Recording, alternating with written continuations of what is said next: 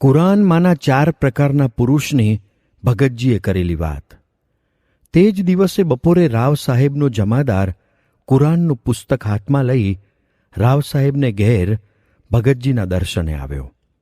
બહુ જ પાક અને ઈમાનદાર આ જમાદાર રાવ સાહેબના પટાવાળા તરીકે કામ કરતો હતો. આવા ખુદાઈ ફિરસ્તા જેવા પુરુષ રાવ સાહેબને ઘેર આવ્યા છે. તે જો ખરેખર મોટા પુરુષ કુરાનમાં લખ્યા છે તેવા હોય તો તેમના દર્શને શાંતિ થઈ જાય અને મનના બધા સંકલ્પો કહી દે.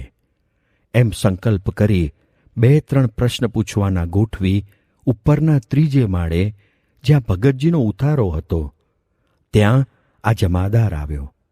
સામે જ ગાદી તકિયા ઉપર ભગતજી બિરાજમાન હતા. શ્વેત ધોતિયું તથા શ્વેત કેડિયું પહેર્યું હતું.